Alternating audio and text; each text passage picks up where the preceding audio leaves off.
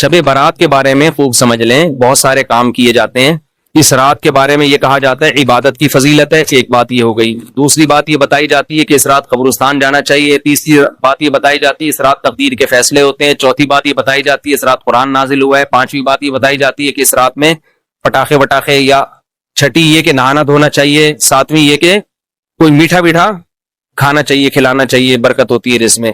جی پتوں کا، بیری کے پتوں سے نہاتے ہیں لوگ، بیری کے پتوں سے، بیری کے سارے، میں تو بکریاں چرانے جاتا تھا نا، تو بیری کے پتے وہ شب برات سے پہلے شارٹ ہو جاتے تھے، ہم پہلے سے بکریوں کو چرا کے لے آتے تھے، شب برات میں پتے غائب ہو جائیں گے۔ تو ان میں صرف ایک عبادت ایسی ہے جس میں اختلاف ہے۔ جمہور حضرات اس کے قائل ہیں کہ شب برات کی رات میں عبادت کا ثواب دوسری راتوں سے زیادہ ملتا ہے، اور بعض اس کے قائل ہیں کہ عبادت کی بھی کوئی فضیلت نہیں ہے سرے سے۔ دونوں کے دلائل ہیں۔ میں نے اس بارے میں آڈیو بیان ایک ریکارڈ کروایا ہے، آپ گوگل پہ سرچ کر سکتے ہیں، شب برات مفتی طارق مسعود، شب برات کے دلائل، آڈیو بیان ہے۔ اس میں شب برات سے متعلق جتنی حدیثیں ہیں، ایک ایک حدیث کی سند پڑھ کے سنائی ہے ہم نے، ایک ایک حدیث کی سند۔ تو اس میں کوئی ایک حدیث بھی صحیح نہیں ہے۔ ہاں یہ ضرور ہے کہ شب برات کی رات کی عبادت پہ کئی ضعیف حدیثیں ہیں، تو اس لیے محدثین کا اصول ہے کہ جب بہت ساری ضعیف حدیثیں جمع ہوتی ہیں تو درجہ حسن تک پہنچ جاتی۔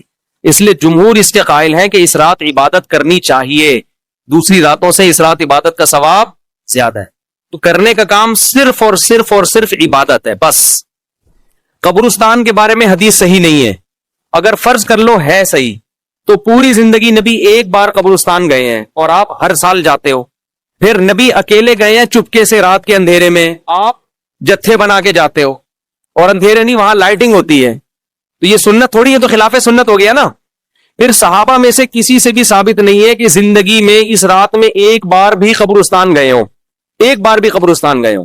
تو یہ کیسی سنت ہے جس پر صحابہ نے عمل نہیں کیا؟ نہانا دھونا کسی حدیث سے ثابت نہیں ہے، حلوے مانڈے پٹاخے کسی حدیث سے ثابت نہیں ہے۔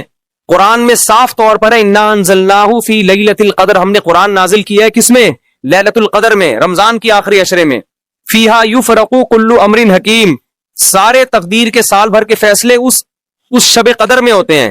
تو اتنی واضح قرآن کی آیتیں موجود ہیں، تو شب برات کے بارے میں ایسی روایتیں موجود نہیں ہیں، سمجھتے ہو؟ اس لیے بعض ائمہ اس کے قائل ہے کہ بعض رافضیوں نے، بعض لوگوں نے لیلۃ القدر جو ہے نا رمضان کے آخری عشرے میں ہوتی ہے، اس رات کی ویلیو کو گھٹانے کے لیے اس کی اہمیت بڑھائی ہے، تاکہ اس رات کی ویلیو کیا ہو جائے؟ کم ہو جائے۔ تو اس کے مقابلے میں اس رات کو لا کے کھڑا کر دیا۔ جو سارے فضائل لیلۃ القدر کے تھے وہ کہاں چسپا کر دیے؟ 15 شعبان۔ قرآن کہہ رہے واضح طور پہ ہم نے لیلۃ القدر میں قرآن نازل کیا۔ شب برات والے کیا کہتے ہیں؟ 15 شعبان کو نازل کیا، وہ کہتے ہیں اس میں بھی کیا، اس میں بھی کیا، پھر تعویلات کی جاتی ہیں۔ لیکن ایک بات قرآن اتنے واضح انداز میں بیان کر رہے، تو جو فضیلت جس رات کو حاصل ہے وہ اسی رات کو دینی چاہیے۔ تو 15 شعبان کو صرف اتنا اگر کرنا ہے تو صرف انفرادی طور پر عبادت کی جائے، اس کا بھی کوئی مخصوص طریقہ نہیں ہے۔ تو باقی یہ قبرستان والے جانے والی بات بھی کمزور ہے، اور اس رات میں فیصلوں والی اور حلوے مانڈے اور تہوار تو رات کو اسلام میں ہوتے ہی نہیں ہیں۔ اسلامی تہوار تو دن میں ہوتے ہیں، خوشی دن میں منائی جاتی ہے۔ اسلام میں راتیں عبادت یا نیند کی ہیں، خوشیوں کی راتیں نہیں ہوتی، چراغا نہیں ہوتا۔ عید الفطر دن میں ہے نا، عید الاضحیٰ بھی کب ہے؟ دن میں ہے۔ جمعے کی نماز بھی کب ہے؟ دن میں ہے، جس میں کراؤڈ ہوتا ہے، جس میں نہا دھو کے ہم آتے ہیں، ساری دن کی اعمال ہیں، یہ رات کے نہیں ہے۔ رات سونے کے لیے ہے، آرام کرنے کے لیے یا عبادت کرنے کے لیے۔ سمجھتے ہو کہ نہیں سمجھتے؟ صلاۃ و تسبیح کی جماعت بھی بدعت ہے، پڑھنی ہے انفرادی طور پہ پڑھیں، ٹھیک ہے؟ جماعت صلاۃ و تسبیح کی جائز نہیں ہے۔ تو یہ اور پتہ نہیں کیا کیا لوگ کر رہے ہیں شب برات میں، انٹرٹینمنٹ کا ذریعہ بنایا ہے، تفریح۔ 15 شعبان کی جو رات ہے اور 15 شعبان کا روزہ، اس کے حوالے سے بہت زیادہ لوگ سوال پوچھ رہے ہیں، تو میں نے ارادہ کیا میں پورا ایک کلپ ریکارڈ کروا دوں۔ اس میں جو بھی میری ٹوٹی پھوٹی تحقیق ہے، جو میں نے احادیث دیکھی اس بارے میں، اور جو علماء کے اقوال دیکھے، اور جتنا میں اس کی ریسرچ کر سکا ہوں، اس کا ایک خلاصہ آپ کے سامنے رکھ دوں۔ اگر میں وہ تمام احادیث آپ کو پڑھ کے سناؤں، پھر ایک ایک کی سند پڑھوں، پھر ایک ایک کی سند پہ بحث کروں، تو وہ بات بہت ہو جائے گی لمبی، اور کلپ بہت طویل ہو جائے گا۔ تو ایک خلاصے کے طور پر پوری جو ایک تحقیق ہے وہ میں آپ کے سامنے رکھنا چاہتا ہوں۔ تو 15 شعبان کی جو رات ہے، جس کو شب برات کہا جاتا ہے، اس کا نام شب برات کسی بھی حدیث سے ثابت نہیں ہے، اس لیے عرب اس کو اکثر لیلۃ النصف من شعبان کہتے ہیں، کہ شعبان کے جو نصف ہے اس کی رات۔ خیر اس کا نام شب برات ہو، اگر اس وجہ سے برات کے اس میں اللہ تعالیٰ کہا جاتا ہے کہ جہنم سے بری کر دیتے ہیں، تو اس وجہ سے کسی نے نام دے دیا ہو تو ایک الگ بات ہے. لیکن اس رات میں ہوتا کیا کیا ہے، لوگ کیا کیا کر رہے ہیں، اس کی کیا شرعی حیثیت ہے، تو میں نمبر وار انشاءاللہ اس کو تفصیل سے بیان کروں گا. کچھ چیزیں تو ایسی ہیں جو بالکل ہی غیر ثابت ہیں. ان میں اس رات میں مٹھائی، حلوہ یا مختلف قسم کے حلوے پکا کے لوگوں میں بانٹنا، اور اس رات میں نہا دھو کے تیار ہونا، یہ اچھے کپڑے پہننا، ان دو چیزوں کو پہلے میں انشاءاللہ بیان کروں گا. دیکھیے اسلام میں راتوں کے تہوار کا کوئی تصور نہیں ہے. اسلام میں جتنے بھی تہوار ہیں وہ دن کی روشنی میں ہیں. عید الفطر، عید الاضحیٰ، یہ ہمارے دو تہوار ہیں جس میں ہم سیلیبریٹ کرتے ہیں ایک دوسرے کو، یہ دن کی روشنی میں ہمیں بتائے گئے ہیں. غیر مسلموں کے تہوار رات کو ہوتے ہیں، جیسے عیسائیوں کے تہوار کرسمس آپ دیکھیں رات کو ہوتا ہے. تو اس کی وجہ یہ ہے کہ اسلام نے دن کی روشنی میں تہوار رکھے ہیں. بہت ساری حکمتیں اس میں ہو سکتی ہیں، پوری حکمتیں تو ہم نہیں جانتے، لیکن کچھ سرسری غور سے کچھ حکمتیں ہمارے سامنے آتی ہیں کہ رات کا وقت ایسی چیز ہے جو اللہ نے عبادت کے لیے بنایا یا آرام کرنے کے لیے، سونے کے لیے بنایا. رات میں اگر آپ سیلیبریٹ کریں گے کسی بھی عمل، یعنی کوئی خوشی منائیں گے، تو اس میں انسان کی گناہوں کی طرف توجہ زیادہ جاتی ہے. جیسے آپ دیکھیں کرسمس میں شرابیں پی جاتی ہیں، اور جو بھی غیر مسلموں کے تہوار ہیں اس میں بھی چراغاں ہوتا ہے رات کے وقت. تو جبکہ ہمارے ہاں جو عید الفطر ہے وہ دن کی روشنی میں ہم نماز پڑھ کے اس کی ابتدا کرتے ہیں.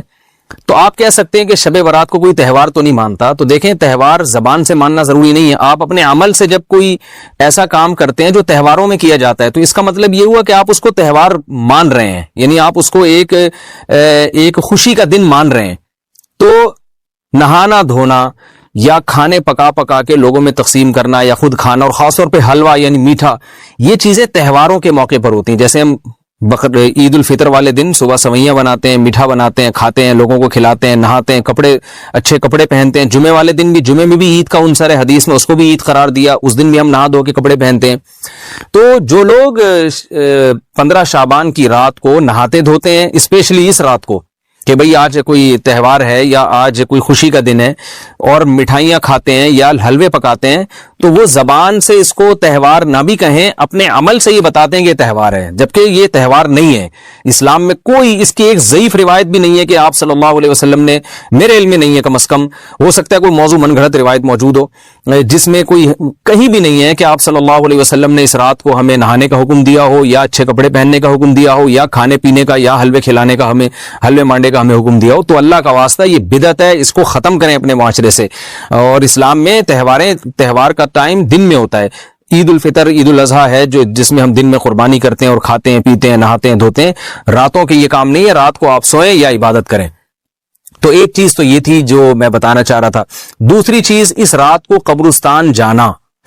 دیکھیے اس بارے میں حدیث پیش کی جاتی ہے، مشہور حدیث ہے، لوگ سنتے رہتے ہیں کہ نبی صلی اللہ علیہ وسلم رات کو اٹھے، اور امی عائشہ رضی اللہ تعالیٰ عنہ بھی آپ کے پیچھے چلی گئیں، اور آپ صلی اللہ علیہ وسلم جنت البقیع میں مغفرت کی دعا مانگ کے تشریف لے آئے واپس. تو یہ حدیث انتہائی درجے کی ضعیف حدیث ہے. اور ایک تو ضعیف حدیث ہے، دوسری بات یہ کہ اگر ہم تھوڑی دیر کے لیے فرض کر لیں یہ صحیح حدیث ہے، اور ہم کہتے ہیں کہ بھئی نبی صلی اللہ علیہ وسلم نے یہ عمل کیا ہے، تو صحابہ میں سے کسی سے ضعیف حدیث سے بھی ثابت نہیں ہے کہ کوئی اس رات قبرستان گئے ہوں. حضرت ابو بکر کے بارے میں کوئی روایت نہیں ملتی کہ اس رات قبرستان گئے ہوں، حضرت عمر کے بارے میں کوئی روایت نہیں ملتی، یہ کسی ایک صحابی کے بارے میں نہیں. تو آپ مجھے بتائیں کہ یہ کیسی سنت ہے کہ جو صحابہ کی سمجھ میں نہیں آئی اور ہماری سمجھ میں آ گئی ہے. تو مشرکین مکہ یہ کہا کرتے تھے لو کان خیرا ما سبقونا الیہ، قرآن مجید کی آیت ہے کہ اگر یہ اسلام میں کوئی خیر ہوتی تو یہ صحابہ ہم سے پہل نہ کرتے.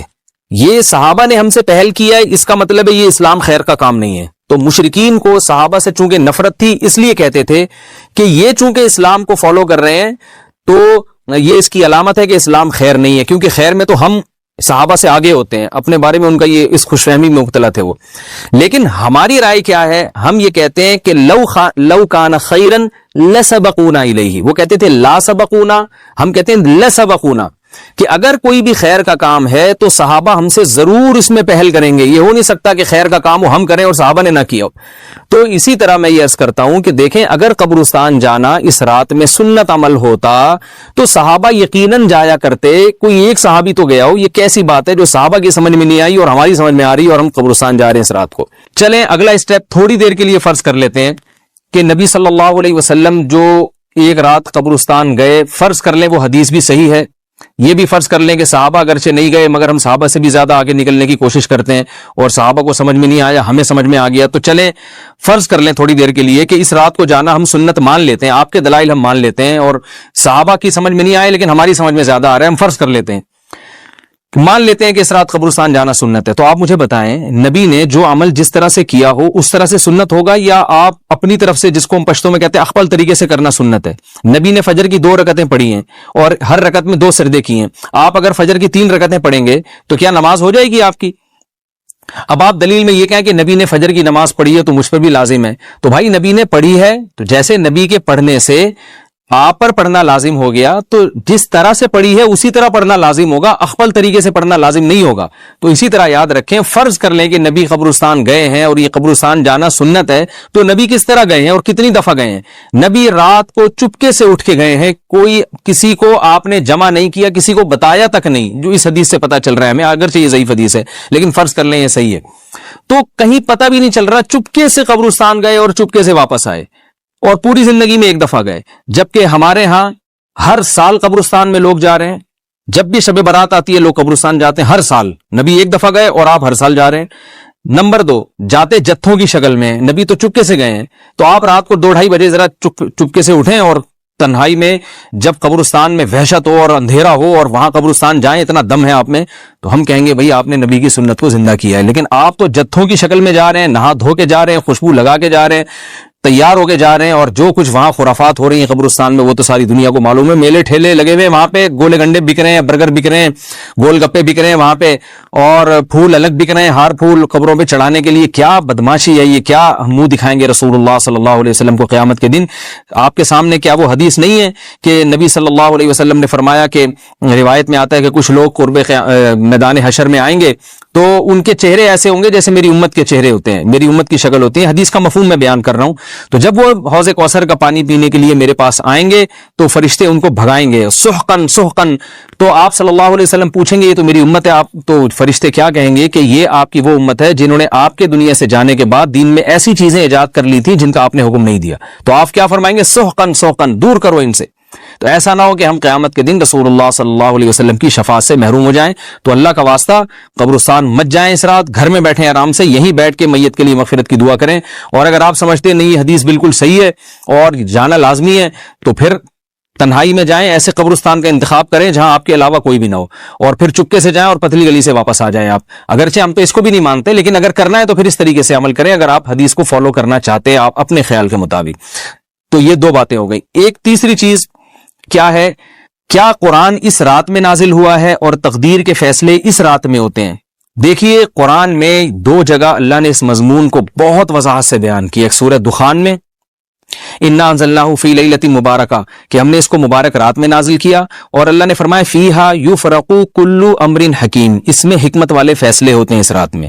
دوسری جگہ 30ویں پارے میں سورہ قدر میں اللہ نے فرمایا انا انزلناہ فی لیلۃ القدر, ہم نے اس قرآن کو لیلۃ القدر میں نازل کیا, اور اس میں بھی اللہ نے فرمایا تنزل الملائکۃ فیہا کہ فرشتے اس رات میں اترتے ہیں باذن ربہم من کل امر, تمام قسم کے معاملات لے کے. تو یہاں بھی اللہ بتا رہے ہیں کہ جو 1 سال کے فیصلے جس رات میں ہوتے ہیں اور فرشتوں کے حوالے کیے جاتے ہیں وہ رات اور قرآن کے نازل ہونے والی رات ایک ہی ہے, یہ الگ الگ راتیں نہیں ہیں. اور سورہ قدر میں اللہ نے فرما دیا واضح لفظوں میں کہ وہ لیلۃ القدر کی رات ہے. تو اتنی وضاحت کے بعد پھر یہ کہنا کہ اس رات میں قرآن نازل ہوا تھا جبکہ اس کے بارے میں کوئی صحیح حدیث موجود بھی نہیں ہے, ضعیف یا موضوع روایتیں ہیں, تو یہ بالکل قرآن پر میں سمجھتا ہوں کہ یہ ٹھیک نہیں ہے, بالکل دلیل کے لحاظ سے یہ کمزور بات ہے. اگرچہ بعض علماء اس طرف گئے ہیں اور انہوں نے تعویل کی ہے, انہوں نے یہ تعویل کی ہے کہ قرآن جو ہے آسمان دنیا پہ آیا لیلۃ القدر میں، اور وہاں سے جو نیچے نزول شروع ہوا ہے وہ شب برات میں ہوا ہے، لیکن یہ تعویل عقل سے بعید ہے اور اس تعویل کی ہمیں ضرورت بھی نہیں ہے۔ دو صحیح حدیثیں ٹکرا رہی ہوں یا قرآن کی آیت کسی ایسی متواتر حدیث سے ٹکرا رہی ہو تو پھر تو وہاں ہمیں تطبیق دینے کی ضرورت پیش آتی ہے، جب قرآن کے مقابلے میں کوئی حدیث ہی نہیں ہے، صحیح حدیث بھی نہیں ہے۔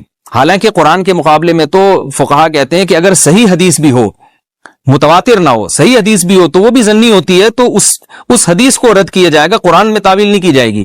لیکن یہاں تو صحیح حدیث بھی نہیں ہے، یہاں تو ایک ضعیف روایت ہے اور ضعیف اقوال ہیں، آپ اس کو کیسے قرآن کے مقابلے میں لا سکتے ہیں؟ تو جو بالکل بے غبار بات ہے وہ یہی ہے کہ اللہ تعالیٰ نے قرآن مجید کو لیلۃ القدر میں نازل کیا، جو رمضان کے آخری عشرے میں ہوتی ہے، اور اسی لیلۃ القدر میں فیصلے بھی ہوتے ہیں، اور بعض لوگ کہتے ہیں اس میں حرج کیا ہے کہ ہم 15 شعبان کو بھی فرض کر لیں، اس میں قرآن نازل ہوا اور لیلۃ القدر میں بھی، بھائی اس سے لیلۃ القدر کی ویلیو کم ہوتی ہے۔ اللہ تو لیلۃ القدر کی ویلیو بڑھا رہے ہیں کہ یہ ایسی رات ہے جس میں ایک سال کے فیصلے بھی کر دیے جاتے ہیں اور اس میں قرآن مجید کا نزول بھی شروع ہوا، تو جس رات کو اللہ نے جو پروٹوکول دیا ہے وہی پروٹوکول اس کو دینا چاہیے، آپ اس کو کسی اور رات کو نہ دیں وہ پروٹوکول۔ تو یہ تیسرا مسئلہ ہوا۔ پہلا مسئلہ حلوے مانڈے کا اور نہانے دھونے کا، وہ بھی غلط ہے۔ دوسرا مسئلہ قبرستان جانے کا، وہ بھی ٹھیک نہیں ہے۔ تیسرا مسئلہ کہ اس رات میں قرآن نازل ہوا اور فیصلے ہوتے ہیں، یہ تیسری بات بھی غلط ہے، نہ تو اس رات میں قرآن نازل ہوا اور نہ اس رات میں فیصلے ہوتے ہیں۔ چوتھی چیز کہ کیا اس رات کی میں عبادت کی کوئی فضیلت ہے سرے سے یا نہیں ہے، یہ ایک علمی مسئلہ ہے۔ تو اس بارے میں خوب اچھی طرح سمجھ لیں کہ اس بارے میں جتنی بھی احادیث ہیں جو اس رات کی فضیلت کے بارے میں ہے کہ بنو کلب کی بکریوں کے برابر مغفرت ہوتی ہے اور بکریوں کے بالوں کے برابر، اور یا جو بھی اس بارے میں روایات ہیں کہ سب کی بخشش ہو جاتی ہے سوائے اس شخص کے جو کسی کے دل میں کینہ رکھتا ہے، تو یہ جتنی اس رات کی فضیلت میں احادیث ہیں، تو ایک بات تو خوب اچھی طرح سمجھ لیں، اس پر تمام محدثین کا، جہاں تک میں نے دیکھا ہے، تمام محدثین کا اتفاق ہے کہ اس کی فضیلت میں صحیح حدیث ایک بھی نہیں ہے، اس رات کی فضیلت میں ایک بھی صحیح حدیث موجود نہیں ہے۔ لیکن ضعیف روایتیں اتنی کثرت سے ہیں کہ ایک الگ محدثین کا اصول ہے کہ جب ضعیف روایتیں کی سندیں زیادہ ہو جائیں تو وہ حسن بن جاتی ہے، یعنی قابل قبول ہو جاتی ہے وہ، کیونکہ بہت ساری کمزور چیزیں مل کے اس میں کچھ قوت پیدا کر دیتی ہیں۔ تو اب جن علماء نے احادیث کے ضعف کی طرف دیکھا کہ ایک بھی صحیح روایت نہیں ہے، انہوں نے اس رات کا بالکل انکار کر دیا کہ اس رات کی سرے سے کوئی فضیلت نہیں ہے۔ لیکن جن علماء نے اصول حدیث کی طرف دیکھا اور فقہ کے ایک اصول کی طرف دیکھا کہ کثرت روایات درجہ حسن تک پہنچ جاتی ہیں، ضعیف روایات، تو انہوں نے کہا کہ بالکل اس رات کی فضیلت کا انکار ہی سرے سے کر دینا یہ غلط ہے۔ تو جمہور اس طرف گئے ہیں کہ اس رات کی فضیلت کا بالکل انکار کر دینا یا اس کی عبادت کی فضیلت کا بالکل انکار کر دینا یہ ٹھیک نہیں ہے۔ لیکن کچھ علماء، وہ بھی بڑے محقق علماء ہیں، وہ اس طرف گئے ہیں کہ اس رات کی سرے سے کوئی فضیلت اسلام میں ہے ہی نہیں۔ اب میں دونوں طرف کے علماء کا کچھ تھوڑا سا تجزیہ پیش کرتا ہوں۔ تو جو علماء یہ کہتے ہیں کہ اس رات کی فضیلت ہے اور فضیلت میں کثرت سے روایات ہیں اور اس میں بڑے بڑے علماء داخل ہیں، امام شافعی رحمہ اللہ تعالی جیسے مجتہد بھی ہیں جو اس رات کی فضیلت کے قائل ہیں۔ باقی ائمہ سے مجھے جو ہے نا امام ابو حنیفہ سے کچھ نہیں ملا اس رات کی فضیلت کے بارے میں، اور امام احمد ابن حنبل سے بھی مختلف روایات ملی ہیں، اس لیے میں جزم سے کسی اور امام کے بارے میں نہیں کہہ سکتا، لیکن امام شافعی سے بہرحال اس کی فضیلت صراحتاً منقول ہے، اگرچہ انہوں نے بھی اعتراف کیا ہے کہ اس کی روایات کے بارے میں جتنی اس بارے میں روایات ہیں وہ ضعیف ہیں، لیکن وہی ایک اصول ہے کہ جب ضعیف روایات بہت کثرت سے ہوتی ہیں تو درجہ حسن تک پہنچ جاتی ہیں۔ تو اس اصول کے تحت جمہور اس کے قائل ہیں کہ اس رات میں عبادت اگر ہم کرتے ہیں تو دوسری راتوں کی نسبت ہمیں ثواب زیادہ ملتا ہے۔ لیکن جو بعض دوسرے علماء جو بالکل ہی اس رات کی فضیلت کے منکر ہیں، ان کے دلائل میں یہ ہے کہ یہ بات اگرچہ درست ہے کہ اگر ضعیف روایات کثرت سے ہوں تو وہ درجہ حسن تک پہنچ جاتی ہیں، لیکن وہ کہتے ہیں کہ کچھ قرائن ایسے ہیں جن قرائن سے پتہ چلتا ہے کہ جو ہے ان قرائن کو اگر سامنے رکھا جائے تو وہ ان کی رائے یہ ہے کہ پھر ان کا خیال یہ ہے کہ ان کا رجحان اس طرف ہے کہ اس رات کی سرے سے کوئی فضیلت نہیں ہے۔ ان قرائن میں ایک چیز یہ بھی ہے کہ اس کے بارے میں جو روایات ہیں ان میں بہت زیادہ ثواب کی بشارت سنائی گئی ہے۔ تو بعض محدثین کا یہ اصول ہے کہ کسی رات کے بارے میں یا کسی خاص عمل کے بارے میں بہت زیادہ کہیں غلو ہوتا ہے یا مبالغہ ہوتا ہے، غلو تو نہیں کہہ سکتے، تو یہ خود ایک اس طرف اشارہ ہوتا ہے کہ یہ ایک ضعف ہے، اگرچہ یہ کوئی اتنی مضبوط بات نہیں ہے، لیکن بہرحال جو علماء اس کی فضیلت کے بالکل منکر ہیں ان کی ایک دلیل میں آپ کے سامنے پیش کر رہا ہوں۔ دوسری بات یہ ہے کہ جو علماء اس کی فضیلت کے بالکل بھی قائل نہیں ہیں، ان کی ایک بڑی دلیل یہ بھی ہے، جن میں ہمارے شیخ حضرت مفتی رشید احمد صاحب رحمہ اللہ تعالی بھی تھے، اگرچہ انہوں نے اس بارے میں کوئی صراحتاً فتویٰ نہیں دیا، لیکن وہ یہ اشکال ظاہر کیا کرتے تھے کہ شریعت میں جب بھی کسی وقت کی یا کسی خاص رات کی کوئی فضیلت آتی ہے تو اللہ تعالیٰ اس کو جو ہے وہ اس کا صحیح ٹائم نہیں بتاتے، بلکہ اس میں اختلاف ڈال دیتے ہیں۔ اس کی مثال ایسے جیسے جمعے کے دن حدیث میں آتا ہے کہ ایک وقت جمعے میں ایسا آتا ہے جس میں دعا لازمی قبول ہوتی ہے، اب ظاہر ہے وہ بڑا فضیلت کا وقت ہے، تو وہ وقت ہمیں متعین طور پہ بتایا نہیں گیا ہے، اس لیے علماء کا اس میں اختلاف ہوا، بعض نے کہا عصر کے بعد، بعض نے کہا کہ 2 خطبوں کے درمیان۔ لیلۃ القدر کو دیکھ لیں، لیلۃ القدر کی فضیلت میں قرآن بھی ہے، بہت ساری احادیث ہیں، لیکن لیلۃ القدر کی رات ہے کون سی یہ اللہ نے اس میں ابہام ڈال دیا۔ طاق راتوں میں 21 بھی ہو سکتی ہے، 23 بھی ہو سکتی ہے، بعض بلکہ حدیث سے 22ویں رات کا بھی ہونا ثابت ہے، زیادہ امکان 27ویں رات کا ہوتا ہے، تو وہ متعین نہیں ہے۔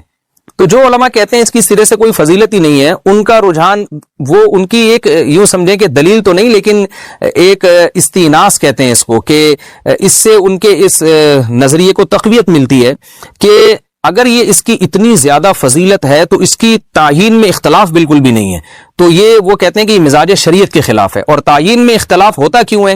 علماء نے بیان کیا اگر لیلۃ القدر کو متعین طور پہ بیان کر دیا جاتا نا کہ یہی لیلۃ القدر ہے، تو بہت ساری اس میں جو ہے نا حکمتیں فوت ہو جاتی، جن میں ایک یہ بھی کہ اس رات میں جہاں عبادت کا ثواب بہت ہے، گناہ کا عذاب بھی بہت ہے، پھر اگر اس رات میں کوئی گناہ کرتا تو وہ اللہ کے عذاب سے نہ بچ پاتا، کیونکہ وہ اللہ متعین کر دیا کہ یہ لیلۃ القدر ہے، تو کیسے تم اس میں گناہ کر رہے ہو؟ اب معاملہ اللہ نے مبہم رکھ دیا کہ بھئی یہ بھی ہو سکتی ہے تو اگلے دن بھی ہو سکتی ہے۔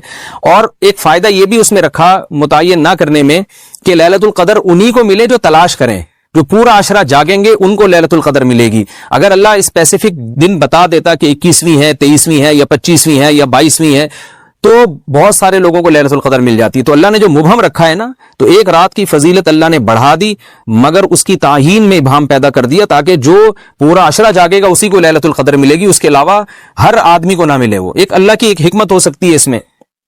تو یہ 2 حکمتیں ہیں کہ اس میں گناہ اگر کوئی کرے تو اس پر عذاب نہ آ جائے، کیونکہ اگر متعین کر دیا جائے گا تو پھر گناہ کیسے تم کر رہے ہو اس رات میں، تو اللہ نے اس میں بھی ابہام پیدا کر دیا۔ جو گناہ کرنے والا ہے اگرچہ وہ بڑا گناہ گار ہے اس رات میں، چاہے وہ رمضان کا آخری عشرے میں کسی رات میں بھی گناہ کرتا ہے، لیکن کم از کم اتنا عذر تو ہے کہ اس کو کیا پتا تھا کہ یہ آج لیلۃ القدر ہوگی۔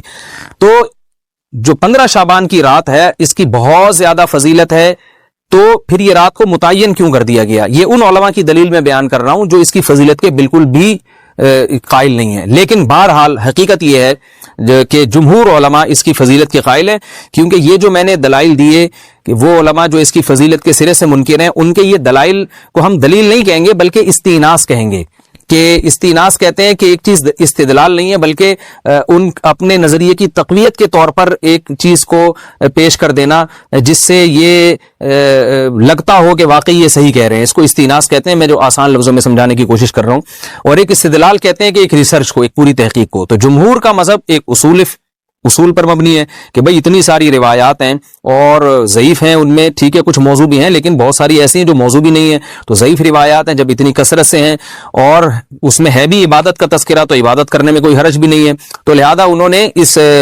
کو جو ہے نا اس کو دلیل بنایا ہے، اور اصول کے لحاظ سے یہ بات درست ہے۔ تو اس اصول کو اگر کوئی فالو کرنا چاہے تو اس رات کی عبادت اس کے لیے بالکل ٹھیک ہے، اور اللہ کی رحمت سے امید ہے کہ اس میں اس کو ثواب زیادہ ملے گا۔ تو جمہور ایک طرف ہیں اور بعض علماء دوسری طرف ہیں۔ تو یہ میں نے صرف اس لیے بیان کر دیا کہ اس رات کی فضیلت میں اتفاق نہیں ہے بلکہ مختلف فی ہے، مجتہد فی ہے، اختلاف رائے اس میں ہو سکتا ہے۔ تو اگر کوئی عالم اس رات کی فضیلت کا بالکل ہی انکار کرے اور ان علماء کا بھی احترام کرے جو اس رات کی فضیلت کے قائل ہیں، تو پھر اس عالم پر رد کرنے کا حق نہیں ہے۔ دوبارہ میں اپنی بات کو ریپیٹ کرتا ہوں، اگر کوئی عالم یہ کہے کہ اس رات کی سرے سے کوئی فضیلت نہیں ہے تو اس عالم پر طعن و تشنیع جائز نہیں ہے، کیونکہ ان کے بھی کچھ نہ کچھ استدلالات ہیں۔ ہاں اگر کوئی عالم اس رات کی فضیلت کا انکار کر کے جمہور کے مذہب کو بالکل غلط قرار دیں اور اس عمل کو یہاں اس رات کی عبادت کو بالکل بدعت قرار دیں, اور جو اس رات میں عبادت کر رہے ہیں یا اس کی فضیلت کے قائل ہیں ان کو بدعتی قرار دیں, تو یہ غلو ہو جائے گا, یہ زیادتی ہو جائے گا, زیادتی ہو جائے گی, جو کہ بالکل غلط ہے. کیونکہ جب دونوں طرف دلائل ہیں تو اعتدال والی رائے اختیار کرنی چاہیے, اور کسی ایک طرف بہت زیادہ جھکاؤ یا کسی ایک کو 100% غلط قرار دے دینا, بدعتی قرار دے دینا, یہ درست نہیں ہے. جو ہماری قوم میں ایک مزاج ہے کہ بس اپنی رائے کو مسلط کرتے ہیں اور دوسرے کی رائے کو مانتے ہی نہیں. تو عوام کے لیے کیا ہے؟ لوگ کہتے ہیں مفتی صاحب کنفیوز کر دیا آپ نے, تو لٹکا کے چھوڑ دیا ہمیں. وہی میں کنفیوز نہیں کر رہا, عوام جمہور کے مذہب کو فالو کرے گی. جمہور میں بڑے بڑے علماء ہیں, وہ اس کی فضیلت کے قائل ہیں اور وہ اس کے قائل ہیں کہ اس رات میں عبادت کرنی چاہیے, تو آپ جمہور کے مذہب کو فالو کر سکتے ہیں. تو اب یہ بات تو ہو گئی جمہور کا مذہب, میں نے آپ کو بتایا کہ وہ اس رات میں فضیلت کے قائل ہیں کہ اس رات میں عبادت کرنی چاہیے. لیکن کیسے کرنی چاہیے اس پر تمام علماء کا اتفاق ہے کہ مسجد میں جتھے بنا کے جانا یا اجتماعی عبادت کرنا یہ بالکل بدعت ہے, بالکل ناجائز ہے. اسی طرح کوئی